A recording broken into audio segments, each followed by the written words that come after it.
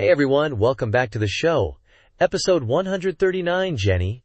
I can't believe the stuff I've been reading about this week. Oh, I know, Mark. I saw some headlines about new VR tech, but you're the expert. Fill me in. What's got you so excited this time? Okay, so picture this. VR that feels real. Like really real. We're talking about haptic feedback that goes way beyond just vibrations. Haptic feedback? Remind our listeners what that is in, normal people terms. Right. So haptics are basically technology that lets you feel things in the virtual world. Like, if you touch a virtual wall, you feel resistance. Okay, I'm with you. But didn't we already have that kind of? Yeah, but this is different. This new tech, they're using something called microfluidics. It is kind of like tiny water beds inside your gloves or whatever that can change shape and texture in real time. Wait, so you could feel the difference between, like, silk and sandpaper in VR? Exactly. And it's not just textures. They're talking about feeling temperature changes, even the sensation of holding different objects. Here, there's this company, Haptic, that just announced their UltraTouch VR Gloves. UltraTouch, huh? Catchy. But does it actually work, or is it just a cool concept? Oh man, it works.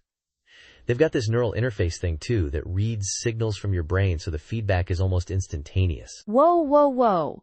Brain signals? Are we entering sci-fi territory here, Mark? I know it sounds crazy, but it's real. And they're saying it improves realism by, 95% compared to older haptic gloves. It's all in this press release they put out on January 15th. Okay, that's impressive. But I'm guessing these gloves cost more than my car? Yeah, they're not cheap. And you need a pretty powerful computer to run them. But think about the possibilities. Surgeons could practice on virtual patients that feel exactly like the real thing. Okay, that's a good point. It's not just about games, it's about, real-world training and stuff. Exactly.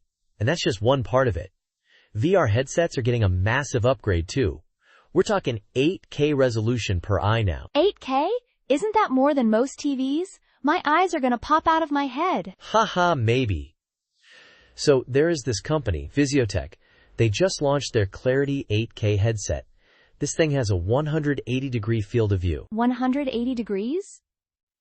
So, your entire peripheral vision is covered? Yep. And they're using these special lenses, called pancake lenses, to make it all sharp and clear. It launched January 20th, just a week ago. Okay, I'm starting to get why you're so hyped.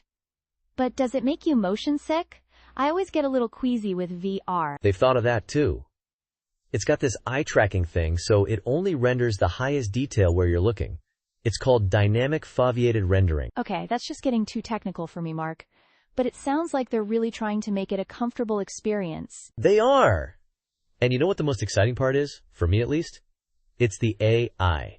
They're using AI to create entire virtual worlds.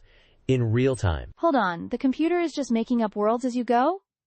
That sounds kind of unsettling. It's amazing. There's this research paper, Infinity Engine, Real-Time Generative AI for Scalable VR Environments. They came out just this week, and they created this AI that can generate these huge, detailed VR worlds. So you could explore a virtual jungle, and then a desert, and then a spaceship, all in one go? Yeah, and the AI can even create characters and storylines on the fly, based on what you do. It is like the ultimate choose-your-own adventure. Okay, that's pretty cool. But also, who's making sure the AI doesn't create, a nightmare world or something? That's a valid concern. The paper actually talks about the ethical stuff too. They mention things like content moderation and data privacy. Data privacy in VR? That's a whole other can of worms. What kind of data are they even collecting? Well, think about it. Eye tracking, your movements, maybe even your brain signals eventually. It's a lot of personal information. Yeah, that's something we'll definitely need to keep an eye on, pun intended. So, is this the year VR finally goes mainstream, do you think? I think it's a major turning point. Dr. Maria Rodriguez, a big researcher in this field, she said this is a pivotal moment for VR. And she's, a legit expert, right? Not just some random person on the internet? Oh yeah, she's at the VR Institute at Stanford.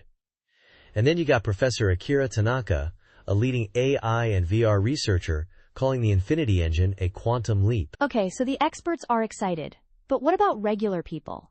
Are they actually buying these things? The market's growing fast. Sarah Johnson, she is the CTO of Immersion Games Inc., stated the introduction of advanced haptic feedback systems is a big deal for the VR gaming industry. They're saying the global VR market could hit $58.4 billion this year. Wow. That's a lot of money. It sounds like VR is here to stay. And it's not just games anymore. There's this one case study about using VR for surgical training, and it improved performance by 40%. 40%? That's huge. I guess it makes sense, though. You'd rather have a surgeon practice on a virtual patient than a real one at first. Right?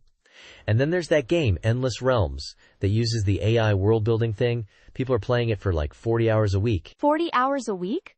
That's a full-time job. I guess that shows how immersive it is, but also maybe a little scary? Yeah, there are definitely some concerns about addiction and, like, people losing touch with reality. It's a lot to think about. But it's exciting, too. I mean, the future of VR sounds like something straight out of a sci-fi movie. Totally. And you know what one of the next big things they're working on is? Brain-computer interfaces, so you can control VR with your thoughts. Okay, that's where you lose me again, Mark. It's amazing, but also, I think I need a break from thinking about the future for a while. Haha, fair enough. But just imagine the possibilities.